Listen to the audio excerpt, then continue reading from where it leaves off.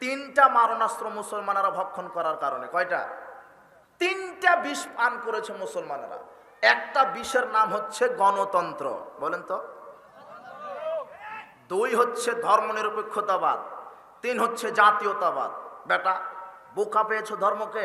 তুমি মুসলিম হয়ে তুমি আব্রাহাম লিঙ্কন কাল্পনিক পদ্ধতিতে রাজনীতি করে তুমি ফিলিস্তিনের ইসরায়েলের বিরুদ্ধে লড়তে চাচ্ছ, অন্তত তোমার মতো মুনাফিকের দোয়া আল্লাহ কবুল করবে না। তোমাকে ধর্ম আবার শিখতে হবে, ক্লাস 1-এ ভর্তি হও। ধর্ম কাকে বলে বেটা? ধর্ম কি জিনিস? ধর্ম তুমি বুঝো, ধর্ম কাকে বলে? এদেশের শতকরা 98% মুসলমান টাটকা মুনাফিক। বাংলাদেশের শতকরা 98% মুসলিম টাটকা মুনাফিক। কিভাবে?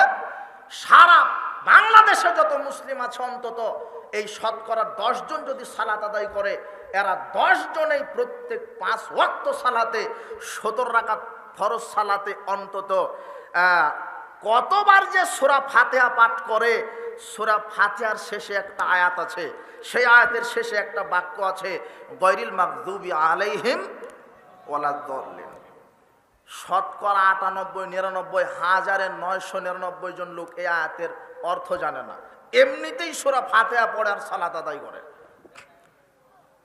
আপনাকে এখন যদি এখানে বলি যে গায়রিল মাগদুবি আলাইহিম ওয়ালাদ-দাল্লিন অর্থ কি, আপনি পারবেন না। এর অর্থ জানেন? গায়রিল মাগদুবি আলাইহিম ওয়ালাদ-দাল্লিন মানে আল্লাহ এই অভিশপ্ত ইহুদি আর এই পথভ্রষ্ট খ্রিস্টানের ষড়যন্ত্র, এদেরকে তুমি ধ্বংস করে দাও। এদের ব্যাপারে আমি বদদোয়া করছি, আমি মুখে ওদের বদদোয়া করছি, আর আমি রাজনীতি করছি গণতন্ত্র। অথচ গণতন্ত্রের প্রতিষ্ঠাতাই খ্রিস্টান, আব্রাহাম লিঙ্কন। বুঝেননি মনে হয়? বুঝবেন কি করে? আপনি তো কাপুরুষ হয়ে আছেন। বাংলাদেশের এখন একটা গাছ, একটা বকরিও ভয় আছে। বীর্য শুকিয়ে ফেলেছে। আপনি মা যাতে বলি নাই আপনার দোয়া আল্লাহ কবুল করবে? আপনি ইহুদি খ্রিস্টানের নীতির ওপরে থেকেই বলছেন আল্লাহ ইহুদি খ্রিস্টানকে কি করো, ধ্বংস করো। তা আপনার মতো মুনাফিকের দোয়া আল্লাহ কবুল করবে? বুঝেননি মনে হয়। মানে আমি মুসলিম, আমার নাম কি? মুসলিম। মুসলিমের বাংলা কি? আত্মসমর্পণকারী। মানে মুসলমানের নিজস্ব কোনো ক্ষমতা নাই, আমার নিজস্ব কোনো ক্ষমতা নাই, আমার স্বাধীনতা নেই। আমি একজন বিধানদাতার সত্তার সামনে, সত্তার বিধানের সামনে নিজেকে আত্মসমর্পণ করে দিয়েছি। পৃথিবীতে যত বিজাতি আছে তাদের নিজস্ব স্বাধীনতা আছে। বুঝতে পারেননি কিভাবে? আপনার এই রাস্তা দিয়ে যদি একটা সুন্দরী যুবতী যায়, তো বিজাতিরা দেখে পছন্দ হলেই ভোগ করতে পারবে, ওদের ওটা স্বাধীনতা আছে। কিন্তু আপনার সেই স্বাধীনতা নেই। ওকে ভোগ করতে হলে শরীয়তের নীতি মানা লাগবে। বুঝেননি মনে হয়?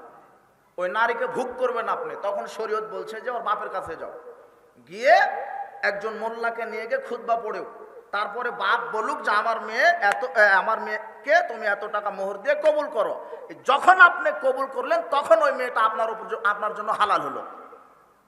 তার মানে আমি যে একটা মেয়েকে হালাল করে নিব, সেই শরীয়তের বিধানে আমি কি বন্দী আছি। আমার নিজস্ব কোনো ক্ষমতা নাই। আমি যে এক গ্লাস পানি পান করব, আমার নিজস্ব কোনো স্বাধীনতা নাই। এক গ্লাস পানি পান করতে গেলে প্রথমে কি হাতে ধরতে হবে? ডান হাত।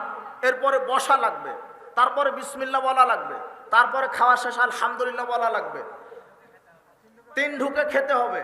মানে আমি যে এক গ্লাস পানি পান করব তার বিধানও কে দিয়েছেন? মানে আমার নিজস্ব কোনো কি নাই। আমি যে পোশাকটা গায়ে দিব তাও শরীয়ত আছে, জুতাটা পায়ে দিব তাও শরীয়ত আছে। পেশাব পায়খানায় ঢুকবেন, বের হবেন, ঘুমাতে যাবেন, খেতে যাবেন, কার বিধান আছে? আল্লাহ। আপনি জানেন না বিধান, সেটা আপনার ব্যাপার, কিন্তু মুসলিম হতে হলে আপনি যেটা যখন করতে যাচ্ছেন সেখানে কার বিধান আছে? আল্লাহ। সালাত আদায় করেন কার বিধানে? সিয়াম পালন করেন কার বিধানে? হজ করেন কার বিধানে? রাজনীতি করেন কার বিধানে? বোকা নাকি আপনি? এত বোকা হলেন কেন? আবার ভগবানে ভর্তি হন। আপনি এখানে বক্তৃতা দিচ্ছেন ইহুদি খ্রিস্টানকে ধ্বংস করো, অথচ আপনি নিজেই ইহুদি খ্রিস্টানের গোলাম হয়ে বসে আছেন বেটা।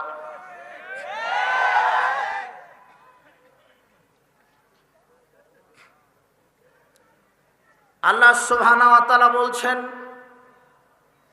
পৃথিবীর মানুষ মুমিন নারী পুরুষগণ, তোমরা ইহুদি খ্রিস্টানকে বন্ধু হিসেবে গ্রহণ করো না। বাংলাদেশে সুদী অর্থনীতি চালু আছে, জাকাত ভিত্তিক অর্থনীতি চালু নাই, যে চালু করেছে ওর গোষ্ঠী মুসলমান, অথচ সুদের বিধানদাতা, সুদের স্রষ্টা হলো ইহুদি। কোরআন হাদিস বর্তমান পরিস্থিতি বুঝতে গেলে ঘেলু লাগবে, ঘেলু। এমনি তাসবিহ দিয়ে সুবহানাল্লাহ টিপলে হবে না। আপনি হারাম খেয়ে আল্লাহর বিধানের ওপর দিয়ে মাতবাড়ি করে মসজিদে গিয়ে আপনি দোয়া করছেন, আপনার মতো মুনাফিকের দোয়া তো আল্লাহ নিবে না, উল্টা বেশি গজব নাজিল হবে। ইমাম আবু দাউদের কিতাব যুহুদ 13 নম্বর হাদিসটা খুলেন। বানি ইসরায়েল জাতির উপর আল্লাহ গজব দিলেন। বানি ইসরায়েলেরা গজব থেকে বাঁচার জন্য মসজিদে কি হলো, মসজিদে গিয়ে আশ্রয় নিল।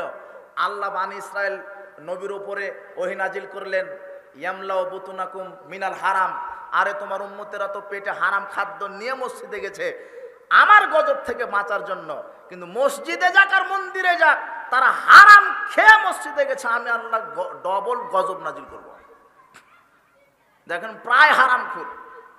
রাসূল সাল্লাল্লাহু আলাইহি ওয়াসাল্লাম বলছেন, ইয়াতি আলান নাসে জামান, মানুষের উপর একটা সময় আসবে, ইস্তামিউনা ইউসাল্লুনা ফিল মাসাজিদ, মসজিদ ভরে মুসলমানরা সালাত আদায় করবে, ওয়া লাইসা ফি মুমিন, কার ভিতরে ঈমান থাকবে না।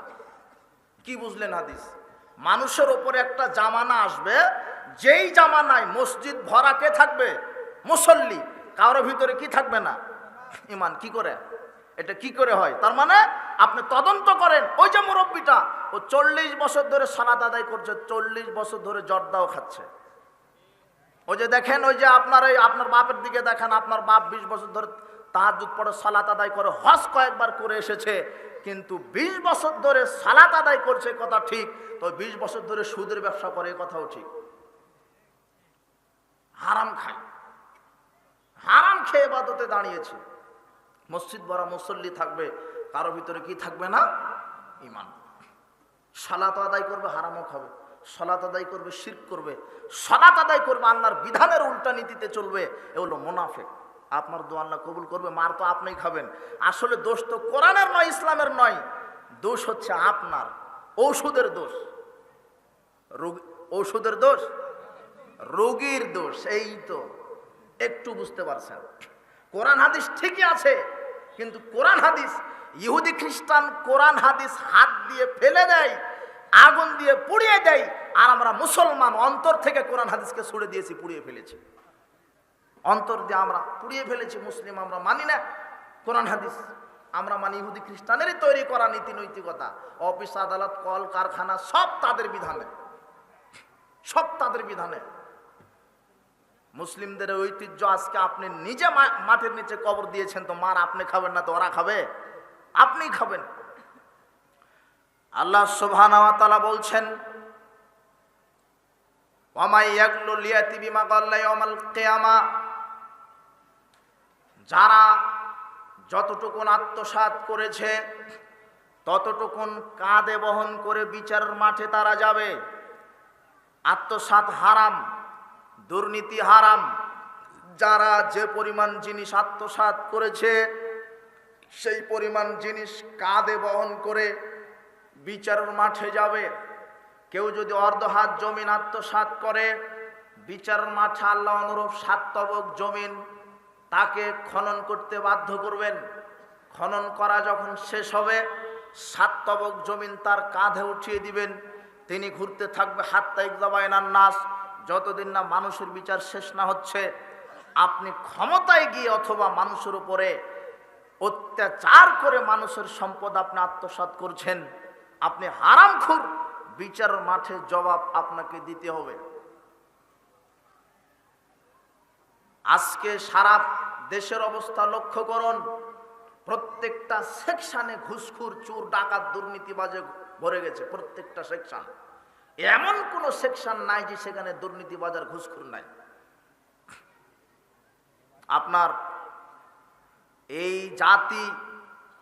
জাতি যদি যারা নেতৃত্ব পর্যায়ে আছে, এই বাংলাদেশ সুন্দর একটা দেশে পরিণত হতো যদি একটা হাদিসের জ্ঞান বিদ্যা যদি নিয়ে মেনে চলতো। আবু হুরায়রা রাদিয়াল্লাহু আনহু বলছেন, রাসূল সাল্লাল্লাহু আলাইহি সাল্লামকে একজন ব্যক্তিকে হাদিয়া দেওয়া হলো। আহাদারা জনুল্লি গোলামিন ইউকালু লাহু মেদাম, মেদাম নামের এক ব্যক্তিকে হাদিয়া দেওয়া হলো। বাইনামা মেদামুন ইয়াহুত্তু রাহালান লিরাসূলিল্লাহ সাল্লাল্লাহু আলাইহি ওয়াসাল্লাম, মেদাম নামক গোলামটি রসুলের হাওদা ঠিক করছিলেন। ইদা আসাবাউ সামুন আয়রন, হঠাৎ করে একটা তীর এসে মেদামকে লেগে গেল। ফাকাতালাহু, মেদাম মারা গেল। ফাকালান নাস হানিয়াল্লাহুল জান্নাহ, সাহাবারা বলতে লাগলো বাহ, রসুলের খাদেম মারা গেছে, জান্নাতে চলে গেছে। রাসূল সাল্লাল্লাহু আলাইহি ওয়াসাল্লাম তখন বলছেন কাল্লা ওয়াল্লাযী নাফসি বিয়াদিহি, কখনো নয়, সেই সত্তার কসম করে বলছি যেই সত্তার হাতে আমার আত্মা রয়েছে। ইন্না আখাযা ইয়াওমা খায়বারা মিনাল মাগানিম লাম তুসবিহাল মাকাসিম। শোনো সাহাবীগণ, এই মেদাম নামক আমার এই খাদেম খায়বারের যুদ্ধের দিনে রাষ্ট্রীয় কোষাগার থেকে একটা চাদর আত্মসাৎ করেছিল। লা তাশতাইলু আলাইহি নারান, একটা চাদর আত্মসাৎ করার কারণে জাহান্নামের আগুন তার জন্য উত্তপ্ত করা হচ্ছে। ফালাম্মা সামিয়া যালিকান নাস, যখন এই কথা আরো লোকজন শুনতে পেল, আরো লোকজনের কানে গেল, যা রাজুলুন ইলান নবী সাল্লাল্লাহু আলাইহি ওয়াসাল্লাম শিরাকিনাও শিরাকায়নে, একজন ব্যক্তি রাসূল সাল্লাল্লাহু আলাইহি ওয়াসাল্লামের নিকটে একটা সুতা অথবা দুটি সুতা নিয়ে হাজির হলেন। সুতা নিয়ে হাজির হয়ে বলছেন আল্লাহর নবী, আমি একটি সুতা রাষ্ট্রীয় কোষাগার থেকে চুরি করেছি, আমি একটি সুতা চুরি করেছি, জুতার ফিতা তৈরি করব, এই যে ফিতাটা আমি আত্মসাৎ করেছি, এই একটা সুতা আত্মসাৎ করার কারণে কি জাহান্নামে যেতে হবে? রাসূল সাল্লাল্লাহু আলাইহি ওয়াসাল্লাম বলছেন শিরাকুম মিন্নার আও শিরাকান মিন্নার, একটা সুতা আত্মসাৎ করো আর দুটা করো, তোমাকে জাহান্নামে যেতে হবে। এই জাতির যারা নেতৃত্ব পর্যায়ে আছে, আমি তাদেরকে বলতে চাচ্ছি হাদিসের ওপর থেকে আপনি শিক্ষা গ্রহণ করুন। যদি একটা সুতা দুর্নীতি করার কারণে যদি জাহান্নামে যাওয়া লাগে, তাহলে এদেশের যে হাজারো লক্ষ লক্ষ নেতৃত্ব স্থানীয় থেকে এই হাজার কোটি টাকা যারা দুর্নীতি করছে, এদের বিচার মাঠে কি হবে? এদের কি হবে? কি হতে পারে এদের? আল্লাহ সুবহানাহু ওয়া তাআলা জাতিকে বুঝার তৌফিক দান করুন, আল্লাহুম্মা আমিন। আত্মসাৎ, দুর্নীতি, চুরি, সুদ, ঘুষ, দুর্নীতি এগুলি হারাম। পুরো সমাজ ব্যবস্থাটা আজকে হারামের সাথে জড়িত। পুরো সমাজ ব্যবস্থাটা আজকে হারামখোর। মুসলিমদের ইমানকে নষ্ট করে দেওয়া হচ্ছে এই হারাম কুখাদ্য ঢুকিয়ে সমাজে। আপনি তার জাজল্য প্রমাণ, আপনি মুসলিম দাবি করছেন অথচ আপনি হারামের সাথে জড়িত আছেন। আপনি হারামকে বর্জন করুন, হালাল ইনকাম করুন, হালাল এবং পবিত্র জীবিকা নির্বাহ করুন। আল্লাহ আমাদেরকে সেই তৌফিক দান করুন, আল্লাহুম্মা আমিন। বলছিলাম আব্দুল্লাহ বিন আব্বাস রাদিয়াল্লাহু আনহু বলছেন রাসূল সাল্লাল্লাহু আলাইহি ওয়াসাল্লাম বলেছেন, ইন্নাল্লাহা ইযা হারামা আলা কওমিন আকলা শাই, আল্লাহ সুবহানাহু ওয়া তাআলা যখন কোনো জাতির উপরে কোনো জিনিসকে খাওয়া হারাম করেন, ফাহাররামা আলাইহিম সামানাহু, তার ব্যবসাকে হারাম করেন। যেই জিনিসটা খাওয়া হারাম তার ব্যবসা হারাম, যেই জিনিসটা সেবন করা হারাম তার ব্যবসা হারাম, যেই জিনিসটা মানুষের মুসলিমদের জন্য হারাম তার ব্যবসা হারাম। সুদ হারাম, সুদের ব্যবসা হারাম।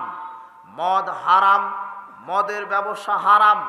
আপনি মুসলিম হয়ে সুদের সাথে সম্পৃক্ত থাকতে পারেন না, আপনি মুসলিম হয়ে মাদকতার সাথে সম্পৃক্ত থাকতে পারেন না, আপনি মুসলিম হয়ে সুদ ঘুষ দুর্নীতির সাথে আপনি থাকতে পারেন না, আপনি মুসলিম হয়ে গান বাজনা অশ্লীলতার সাথে আপনি থাকতে পারেন না।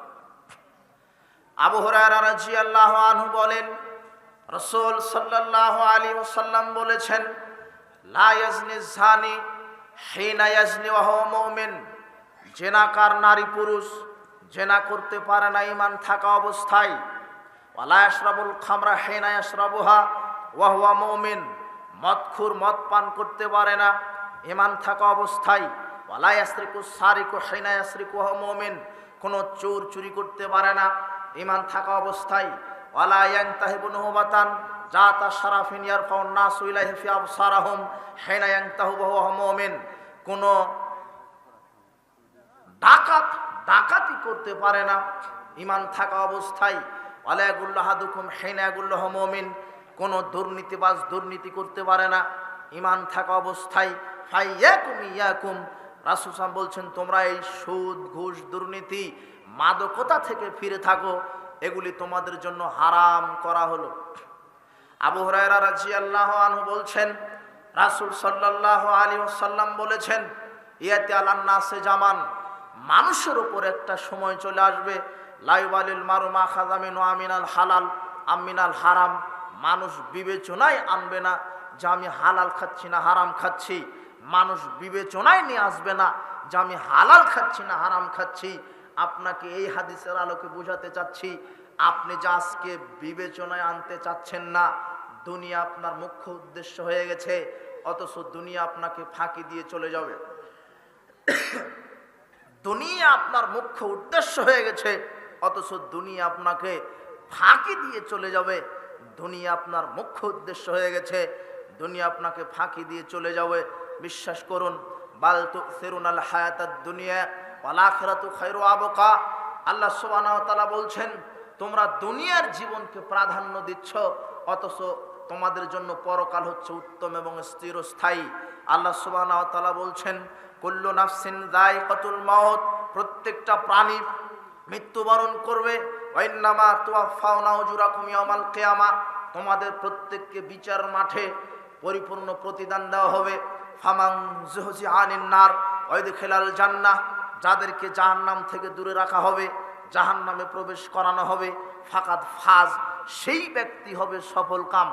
ওই ব্যক্তি সফল কাম। আপনি মনে করছেন আমার 1000 কোটি টাকা ইনকাম করেছি, আমি সফল, আমি নেতৃত্বে আছি, ক্ষমতায় আছি, পদবিতে আছি, আমি সফল। বিশ্বাস করেন, আপনার 1000 কোটি টাকা যদি হালাল না হয়, তাহলে আপনি সফল নন। কেননা কারণ সফলতা অর্জন করতে পারেননি। কারণের 1000 লক্ষ কোটি টাকা ছিল, কিন্তু তার সম্পদ অবৈধ হওয়ার কারণে আর আল্লাহ রাস্তায় খরচ না করার কারণে কারণকে আল্লাহ ধ্বংস করে দিয়েছেন। কাজেই আপনার সফলতা আপনার অর্থের ওপরে নয়, আপনার সফলতা আপনার ক্ষমতার ওপরে নয়, আপনার সফলতা আপনার ঈমান এবং আমলের উপরে। আপনার সফলতা আপনার ঈমান এবং আমলের উপরে। আপনি যদি মনে করেন ক্ষমতায় থাকা সফলতা, সেটা নয়। ফেরাউন সফল হতে পারেনি, 400 বছর ফেরাউন ছিল ক্ষমতায়, সফল হতে পারেনি। ক্ষমতার অপব্যবহার করার কারণে আল্লাহ ফেরাউনকে ধ্বংস করেছেন। আপনার সফলতা হবে তখনই আপনার এই ক্ষমতা পদবি, যখন এই ক্ষমতা পদবি কোরআন সুন্নাহর আদলে ঢেলে সাজাতে পারবেন। যতদিন না কোরআন সুন্নাহর আদলে ক্ষমতা নেতৃত্ব ঢেলে সাজাবেন না, ততদিন আপনি দুনিয়াতে লাঞ্ছিত হবেন, অপমানিত হবেন। বিচারের মাঝে আপনাকে লাঞ্ছিত অপমানিত হয়ে জাহান্নামে যেতে হবে। আপনি বিশ্বাস করেন, আপনি যে দুর্নীতি করে, সুদ খেয়ে, ঘুষ খেয়ে 1000 কোটি টাকার পাহাড় আপনি অর্জন করলেন, আপনি ভোগ করতে পারবেন কিনা এর কিন্তু নিশ্চয়তা নেই। আপনি দেখতে পাচ্ছেন যে 1000 কোটি টাকা দুর্নীতি, সুদ, ঘুষ খেয়ে আমি একত্র করেছি, কিন্তু এখনই আমার জানাজা হয়ে যেতে পারে, ভোগ করার সুযোগ নাও হতে পারে। আপনি অবৈধভাবে সম্পদ অর্জন যেটা করেছেন, এটার ভোগ আপনি দুনিয়াতে নাও করতে পারেন, কোনো সম্ভাবনা নেই। তবে এই যে অবৈধ আপনি সম্পদ অর্জন করেছেন, এর জন্য পরকালে জাহান্নামের শাস্তি ভোগ করবেন, এর গ্যারান্টি আছে। এর গ্যারান্টি আছে। আপনি দুনিয়াতে 1000 কোটি টাকা দুর্নীতি করে, সুদ ঘুষ খেয়ে, হারাম খেয়ে আপনি প্রাসাদ নির্মাণ করছেন, আপনি যে ভোগ করতে পারবেন এর গ্যারান্টি নেই। তবে যেই সম্পদ আপনি অবৈধভাবে ইনকাম করেছেন, এই সম্পদের হারাম হওয়ার কারণে জাহান্নামের আগুনে পুড়তে হবে, এর গ্যারান্টি আছে। এটা আপনি মনে রাখেন, কেননা আপনার এই আছে নেই নেই, মৃত্যু আপনার চলে আসবে। কাজে আল্লাহ সুবহানাহু ওয়া তাআলা আমাদের প্রত্যেককে হালাল রিজিক ভক্ষণ করার তৌফিক দান করুন, আল্লাহুম্মা আমিন। বলছিলাম, আল্লাহ সুবহানাহু ওয়া তাআলা বলছেন, পৃথিবীর মানব মণ্ডলী, তোমরা জমিনে যেগুলি হালাল এবং পবিত্র সেই বস্তুগুলি ভক্ষণ করো, সেই বস্তুগুলি ভক্ষণ করো। সেই হালাল এবং পবিত্র রিজিক ভক্ষণ করার পরে আমার জন্য আমল করো, তাহলে আমি আমল কবুল করব। আল্লাহ সুবহানাহু ওয়া তাআলা বিচারের মাঠে মানুষের আমল নামা ধূলিকণায় পরিণত করে দিবেন। মানুষের আমল আল্লাহ সুবহানাহু ওয়া তাআলা কবুল করবেন না। কাজেই আপনার রিজিক যদি হারাম হয়, তাহলে আপনার ইবাদত কবুল হবে না। যে কোনো মূল্যে আপনি হালাল রুজি অন্বেষণ করেন, কষ্ট করে হলেও কোনোদিন হারাম ভক্ষণ করবেন না। বলছিলাম সুদ, ঘুষ, দুর্নীতি, চুরি এগুলি আপনার জন্য হারাম। আপনি যদি নিজেকে মুসলিম দাবি করেন তাহলে এগুলির সাথে সম্পর্ক আপনি রাখতে পারবেন না। এগুলির সাথে যদি সম্পর্ক রাখেন, মুসলিম হওয়ার পরেও হারাম ভক্ষণ করার কারণে আপনাকে জাহান্নামে যেতে হবে। আবু বকর সিদ্দিক রাদিয়াল্লাহু আনহু বলছেন, রাসূল সাল্লাল্লাহু আলাইহি ওয়াসাল্লাম বলেছেন, লা ইয়াদখুলুল জান্নাতা জাসাদুন গুযযিয়া বিল হারাম, ওই দেহ জান্নাতে যাবে না যেই দেহ হারাম খাদ্য দিয়ে গঠিত হয়েছে। ওই দেহ জান্নাতে যাবে না যেই দেহ হারাম খাদ্য দিয়ে গঠিত হয়েছে। আপনার দেহটা যদি হারাম খাদ্য দিয়ে গঠিত হয়, আপনার জান্নাতে যাওয়ার সুযোগ নেই। আপনার জান্নাতে যাওয়ার সুযোগ নেই, কেননা আপনি একটা হারামখোর, আপনি একটা দুর্নীতিবাজ, আপনি একটা ঘুষখোর, আপনি একটা সুদখোর, আপনি একটা মদখোর। পুরো জীবন ব্যবস্থাটা আপনার হারামের উপর দিয়ে যাচ্ছে, কি করে হবে? আর আপনি মুনাফিকের একটা আলামত আছে যে সে কোনো পাপকে পাপই মনে করে না। বর্তমান সমাজে প্রচলিত এমন কিছু পাপ আছে যেগুলি মুসলিম মনে করছে না যে আমি পাপ করছি, ও মনে করছে না। অথচ আল্লাহ সুবহানাহু ওয়া তাআলা বলছেন, ওয়াদারু, তোমরা বেঁচে থাকো যাহিরাল ইসমে ওয়া বাতিনা, গোপন এবং প্রকাশ্য পাপ থেকে। গোপন এবং প্রকাশ্য পাপ থেকে তোমরা বেঁচে থাকো, ছোট এবং বড় পাপ থেকে বেঁচে থাকো। ইন্নাল্লাযীনা ইয়াকসিবুনাল ইসমা, যারা পাপ উপার্জন করবে, সায়ুজাউনা ইলা, তাদেরকে অচিরেই বিমা কানু ইয়াক্তারিফুন, তাদের পাপের কারণে শাস্তি দেওয়া হবে। মুনাফিকদের একটা চরিত্র আলামত হচ্ছে তারা পাপকে পাপ মনে করে না, অথচ বিশ্বাস করেন পাপ কারো বাপ নয়। আল্লাহ সুবহানাহু ওয়া তাআলা বলছেন, ইন্নাহু মাইয়াতি রাব্বাহু মুজরিমান ফাইন্না লাহু জাহান্নাম, যে আমার নিকটে পাপ নিয়ে উপস্থিত হবে, অপরাধী হয়ে উপস্থিত হবে, আমি তাকে জাহান্নামে দিব। লা ইয়ামুতু ফিহা ওয়ালা ইয়াহইয়া, সে সেখানে মরবেও না বাঁচবেও না। আল্লাহ সুবহানাহু ওয়া তাআলা সূরা তোহার ৭৪ আয়াতে বলছেন, যারা আমার সামনে পাপ নিয়ে উপস্থিত হবে আমি তাদেরকে জাহান্নামে দিব, এমন জাহান্নাম যেই জাহান্নামে তারা মরবেও না বাঁচবেও না, শাস্তি আর শাস্তি। অথচ আপনি সুদের সাথে আছেন, আপনি ঘুষের সাথে আছেন, আপনি দুর্নীতির সাথে আছেন, আপনি মদ পান করছেন, আপনি মনে করছেন না যেটা আমি পাপ করছি। আপনার মোবাইলে অশ্লীলতা আছে, গান বাজনা শ্রবণ করেন। যুবক, তোমার মোবাইলে তুমি গান শ্রবণ করো, গাড়িতে যখন থাকো, রাস্তায় যখন থাকো, রুমে যখন থাকো, তুমি সিগারেটটা ধরালে তুমি মনেই করলে না এটা পাপ। তুমি যে গান বাজনা অশ্লীলতা শুনছো, তুমি মনেই করলে না এটা পাপ। আপনি যে মানুষের জায়গা জমি দুর্নীতি করে অন্যায়ভাবে ভক্ষণ করছেন, আপনি মনেই করছেন না এটা পাপ। যুবক, তুমি একটা গাছ থেকে ফল পাড়লে, কাউকে না বলে চুরি করে নিলে, অথবা কারো অর্থ চুরি করে নিলে, কারো সম্পদ চুরি করে নিলে, তুমি মনেই করলে না যে আমি এটা পাপ করলাম, অথচ এটা পাপ। মুনাফিকের একটা চরিত্র যে পাপকে তুচ্ছ মনে করা, অথচ পাপ কারো বাপ নয়। পাপ কাউকে ছাড় দিবে না, যে পাপ নিয়ে উপস্থিত হবে বিচার মাঠে, আল্লাহ সুবহানাহু ওয়া তাআলা বলছেন তাকে জাহান্নামে দেওয়া হবে। এই জন্য পাপকে মূল্যায়ন করে পাপ থেকে বেঁচে থাকেন। রাসূল সাল্লাল্লাহু আলাইহি ওয়াসাল্লাম বলছেন, শোনো, রাসূল সাল্লাল্লাহু আলাইহি ওয়াসাল্লাম বলছেন, ইন্নাল মুমিনা ইযা আযনাবা যামবান, যখন মুমিন কোনো পাপ করে তখন তার অন্তরে কালো দাগ পড়ে, কালো দাগ পড়ে যায়, স্পট পড়ে যায়, কলঙ্ক পড়ে যায়। ফাইন তাবা, এরপরে যখন তওবা করে, এরপরে ফিরে আসে, আস্তাগফিরুল্লাহ, এরপর আল্লাহর কাছে তওবা করে, ফাগাফারাল্লাহু লাক, আল্লাহ ক্ষমা করে দেন। কাজেই নিরাশ হবেন না, আপনার নিরাশ হওয়ার কোনো কারণ নেই। আপনি পাপ করেছেন, পাপ থেকে তওবা করেন। এখন আপনি হারামখোর, আপনি হারাম খেয়ে তওবা করছেন, আপনার তওবাই কবুল হবে না। তাহলে কি হবে? দোয়া করবেন কিভাবে? হারাম শরীর থেকে বাহির করে ফেলতে হবে, হারাম থেকে সম্পর্ক ছিন্ন করতে হবে। হারাম থেকে সম্পর্ক ছিন্ন করে তারপরে আল্লাহর সামনে বলতে হবে, আল্লাহ তুমি আমাকে ক্ষমা করো, তখন ক্ষমা করবেন। কিন্তু যখন ক্ষমা চাচ্ছেন তখন আপনার শরীরে আছে হারাম খাবার, তখন আপনার শরীরে আছে হারাম টাকার পোশাক, তখন আপনার শরীর পেটে আছে হারাম খাদ্য, ওই সময়তে পাপ আপনার আল্লাহ ক্ষমা করবেন না। বোঝেননি মনে হয়? আপনি হারাম খেয়েছেন, দীর্ঘ 20 বছর ধরে হারাম খেয়েছেন, এখন হালাল খেতে যাচ্ছেন আর আল্লাহর নিকটে তওবা করতে চাচ্ছেন। অথবা যে কোনো পাপ করেছেন, আপনি যে কোনো পাপ করেছেন, চুরি করেছেন, আপনার সুদ খেয়েছেন, আপনি জেনা করেছেন, মদ পান করেছেন, এখন আপনি আল্লাহর নিকটে ফিরে যেতে চাচ্ছেন, আল্লাহর নিকটে তওবা করতে চাচ্ছেন, আল্লাহর নিকটে ক্ষমা চেতে চাচ্ছেন। যখন আপনি ক্ষমা নিতে চাচ্ছেন, তখন হারামের সাথে আপনার টোটালি সম্পর্ক ছিন্ন করতে হবে।